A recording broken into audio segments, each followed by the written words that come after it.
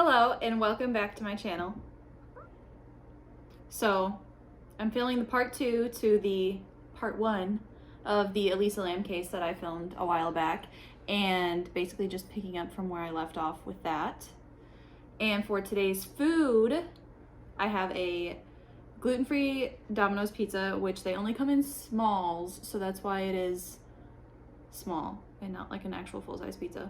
And then I also have these sugar cookies that I made, which are also gluten-free, and they taste the same as long as you put them in the freezer, because they're best from the freezer anyway because they're under baked, but then you don't get like the weird gluten-free texture that you would normally get. So where did we leave off with the last video? It was Elisa went missing. The police were trying to find her, and then they released a video to the public to see if anybody had any leads or could help them find Elisa, because they had like nowhere else where they could go. So picking up from there, the people in the hotel that were staying there during this time, because obviously it's a hotel, it was still up and running even though there was an ongoing investigation, they had started to complain about a weird taste in the water, or that their water was running like a little bit brown. And there had been enough complaints where the maintenance worker had to go up to check the water tanks where the water was coming from, because that's all they could assume, like, hey, maybe something's wrong with the main tank. So he went up there to inspect it, and when he went up and opened the hatch, he found Elisa floating in there, obviously deceased.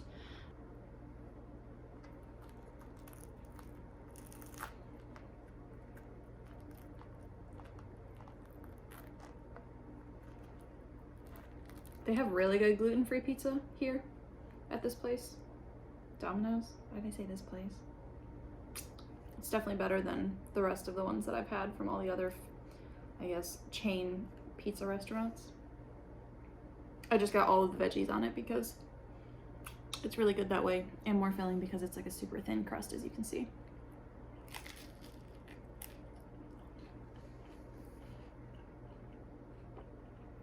I swear I order this pizza like once a week. It's so good.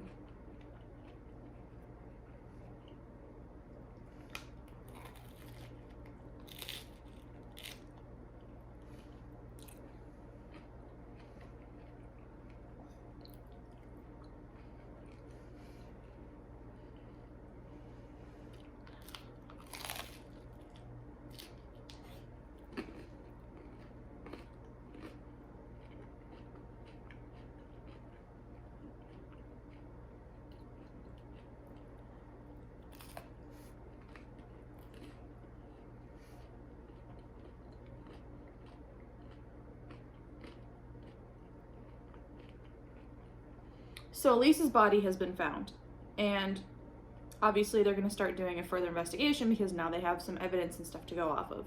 Unfortunately, now they know that Elisa's dead, so they have to figure out whether it was foul play or suicide. It's basically what they, chalked it down to. When this news got out that that Elisa was found in a water tank, which was on the roof, where the police were supposed to have checked, right? People were like, huh, that's kind of weird, because they had their dogs up there and the dogs didn't alert to anything. So then they started thinking that maybe the police, by they I mean like civilians and regular everyday people, they started to think that maybe the police were in cahoots with the hotel and they were trying to hide something, because how could they have missed, like, how could the dogs not have alerted if Elisa had in fact gone up to the roof, and they picked her scent up at the outside stairs going up to the roof. So like, how was that passed over?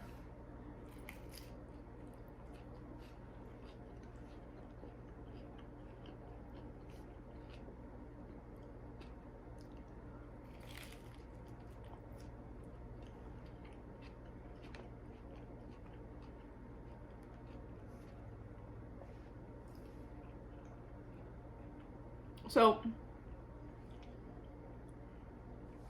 this really got the public interested, and people started to go and inspect like the hotel on their own. because there were YouTube channels covering it, there were podcasts, local news networks. So people wanted to get into the Cecil Hotel and see exactly how things went down and see if they could uncover what the police had missed. And they found out that there were 2 ways up to the roof via the outside scaffolding, and then also on the top floor there was roof access that was supposed to be tricked by an alarm if the door was open.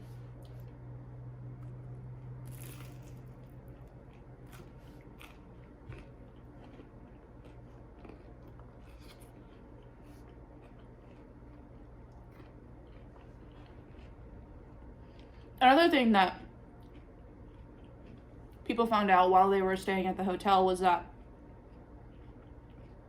the button that Elisa had pressed actually was a door hold button, and it held the door open for 2 minutes. So that kind of like solved that mystery of why was the door open for so long, and was there somebody outside holding the stop, like the button. So that was debunked, which was good.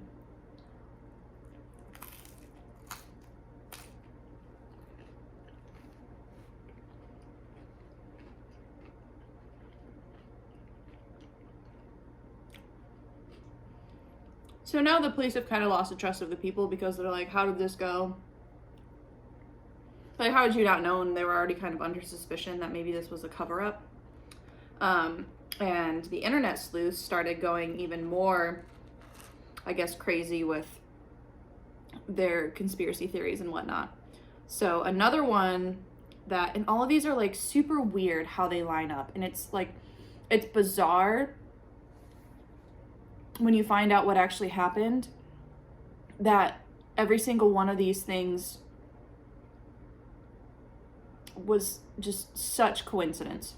So one YouTuber had looked into a movie called, I believe it was called Black Water, and it was a movie originally released in Japan, and it was about a mother and her young daughter moving into a really rundown apartment complex, and the daughter, who in the scene where she goes missing was wearing a red jacket, so was Elisa at the time that she went missing, and the mom ends up finding the daughter inside of the water tank of that apartment like complex, and you know, she was dead. So people were like, yeah, that is kind of a weird coincidence that maybe somebody was trying to reenact this this movie with the disappearance of Elisa.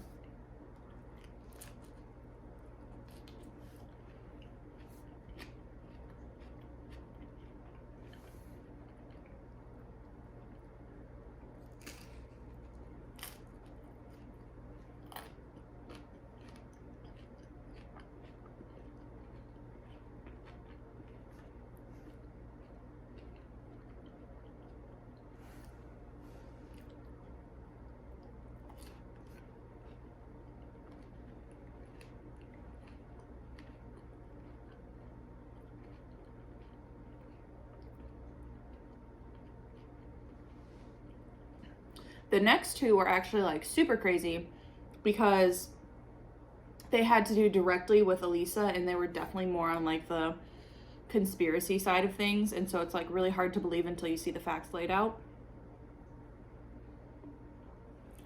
These are the sugar cookies.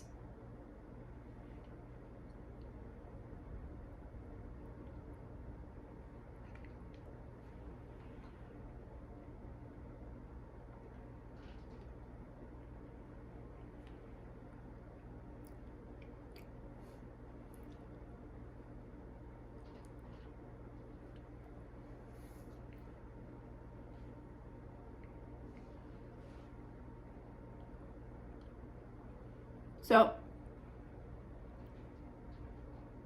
this new strand of tuberculosis came about, and it was kind of like a scare for the Skid Row community down in Los Angeles, which is where the Cecil Hotel was. And this only came about maybe a couple days after Elisa's body was found. So a tuberculosis outbreak. And when the officials came down to the Cecil Hotel, they're like, hey, there was an outbreak. Everybody in the hotel needs to be tested. And then, come to find out, the name of the test for this the name of this tuberculosis test was called a Lam Elisa, spelled exactly the same as Elisa Lam's name, just the names were flopped. So like her last name was first, and it was spelled the exact same way. So people were like, that's a little bit weird that this test for tuberculosis is called the Lam Elisa, and then you have this girl who went missing. And so people were like, is this like a huge government conspiracy cover-up? Because they also started looking into it, and the college that Elisa attended back in Canada, they actually had a huge center for tuberculosis studies. So that one's kind of like, I don't exactly know how that's real, but it is.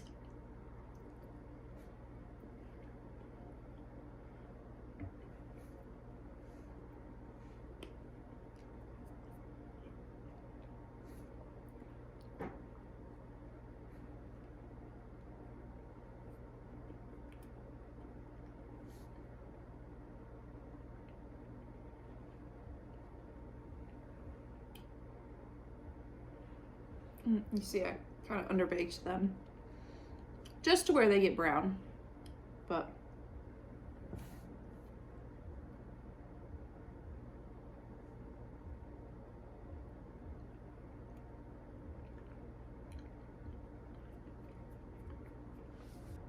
so for a little bit of backstory to this next conspiracy theory, the police went a little more in depth into the videos to see if they could find anything else with Elisa before her death. And they saw her walking with these two men, and they walked up to the hotel with her, handed her a box, and then they were never seen again. They never came back. She never left the hotel, and that was the night of her disappearance. And so when they went through her belongings, they saw that it was a box of books from a bookstore called the Last Bookstore. And they went and investigated down there, and people said, yeah, the reason these guys carried back these books for her was because she thought they were too heavy, so she needed help. And they were like, okay, cool.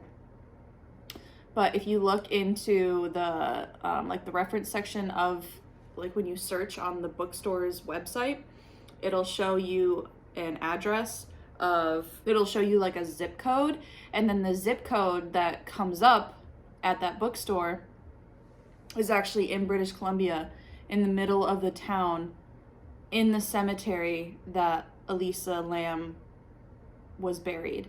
But the reason that it was pinpointed on the cemetery is because it just takes to the center of the town. So like when you look up a town on Google Maps, it'll just like drop a pinpoint in the center, but the center of that town was the cemetery, and that was where Elisa was buried.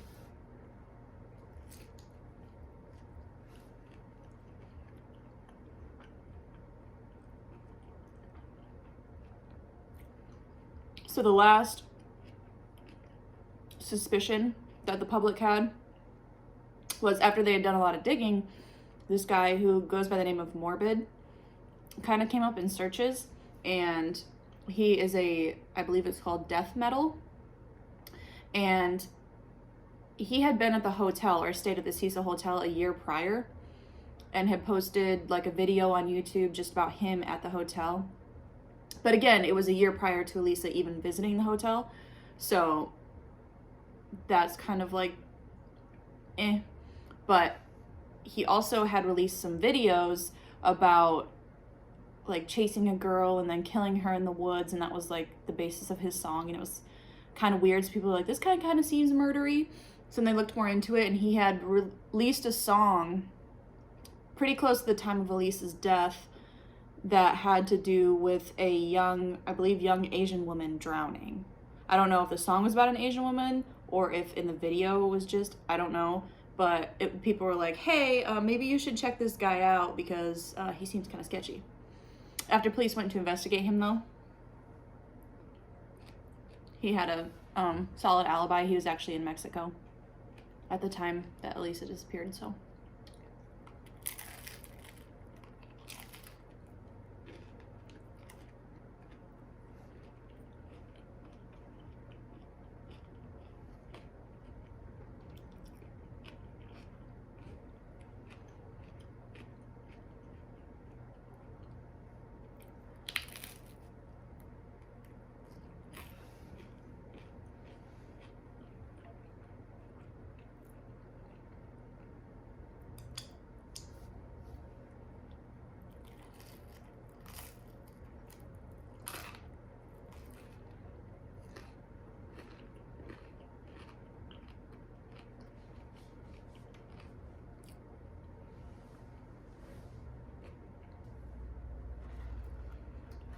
So going back to the time when they found Elisa's body, obviously they need an autopsy. So those are the forensic scientists at the LAPD.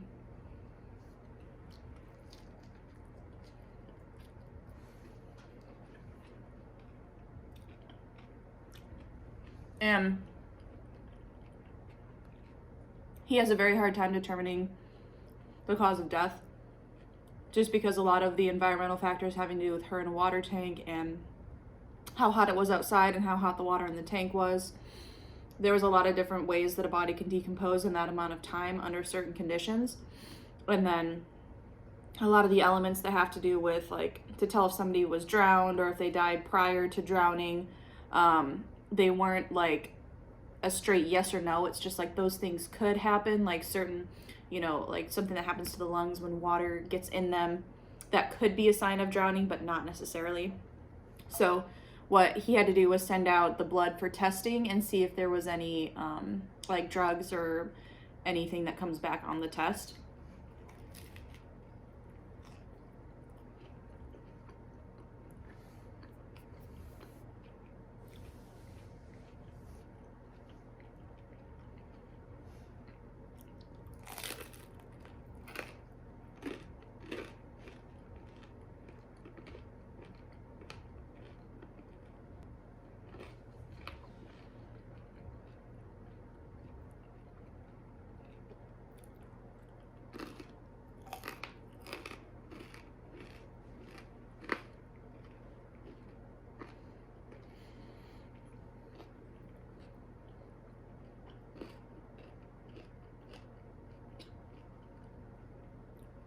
And from my understanding, these tests can take like a couple of weeks to come back.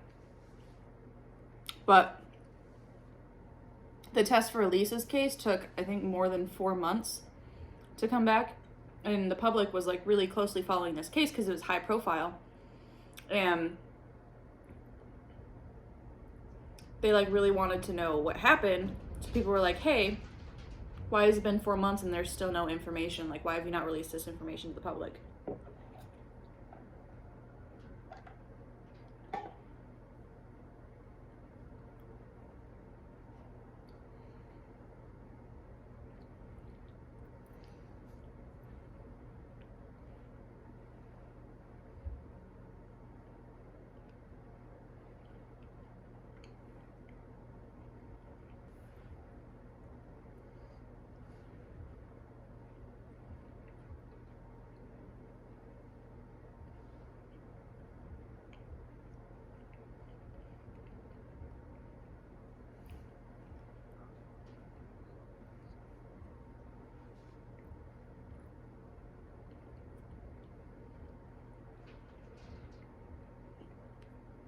So it was known through Elisa's Tumblr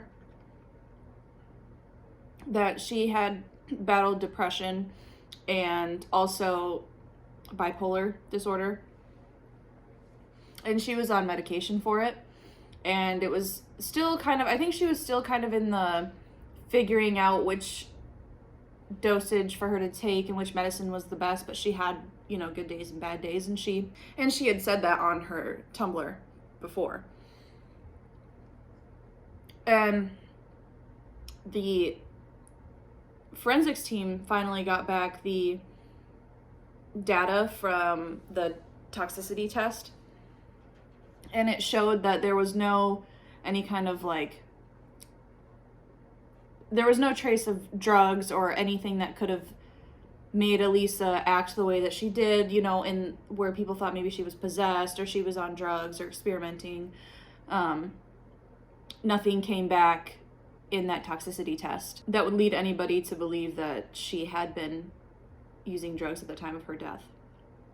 However, the forensic scientist did see that there was a rather like low dosage of whatever medication she was on for her bipolar disorder in her blood, which means that she was undertaking her medication.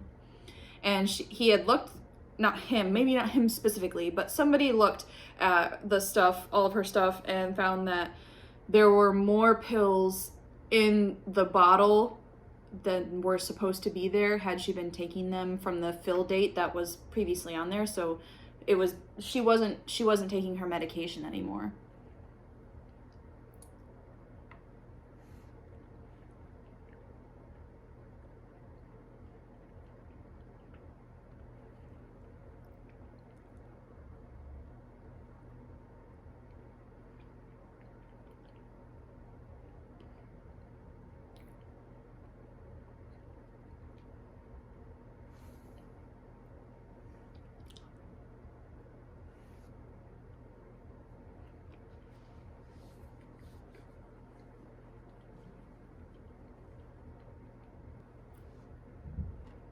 So once the investigators and scientists had figured out that Elisa had stopped taking her medication, that was kind of like a light bulb for them to be like, hey, maybe she, had been feeling like she didn't need her medication, and so she would be fine without taking it.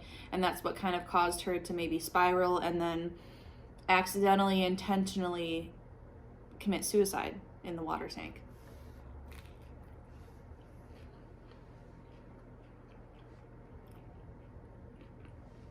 Now, the issue that the public had with this was that if Elisa had committed suicide, the cover to the water tank would have been open when the police had got up there to investigate. And according to the police records, the tank was closed. So that means that somebody had to be there behind her to close it. However, later on, it was the police then redacted that statement that the door was closed and said, no, it was in fact open. And I think that was kind of dumb, because if the door had been closed when they got up there, that would still make sense, because the maintenance worker found her in there and maybe he closed the door, and there was no acknowledgement to that, and people just kind of let that fly by, because the police were not the first ones up there. They were not the ones who discovered the body. So maybe when he saw Lisa's body, he replaced the cover and then went and called the police. So that's beside the fact. But either way, people didn't believe that it was suicide for that reason. And then later on, the police were like, oh no, it was a miscommunication or a misunderstanding. The door actually was open. So based on the fact that Elisa was off her medication, she was acting kind of strange in the elevator, which they think had to do with her bipolar disorder and not taking the medication, that she either thought maybe she could go for a midnight swim, or maybe she thought that she didn't want to live anymore, and she jumped into the water tank on her own.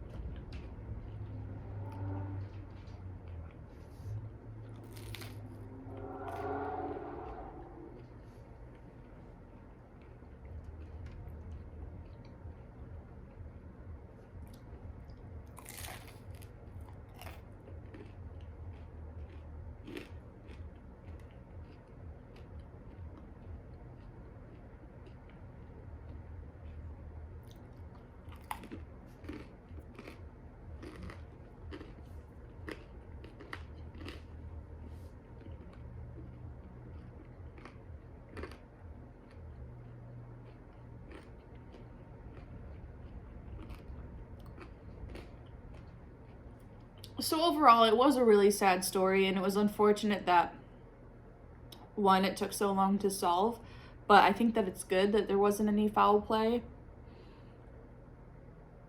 because then at least nobody else, it wasn't a murderer on the loose or anything. But it was really unfortunate what happened to Elisa.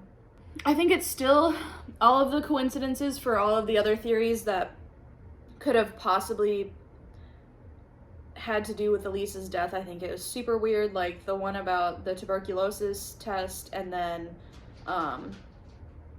the bookstore that she happened to go to and get books from had under their references, like their zip code was in the city, and then the pinpoint was on the cemetery where she was buried. And then also the movie, and it was just like,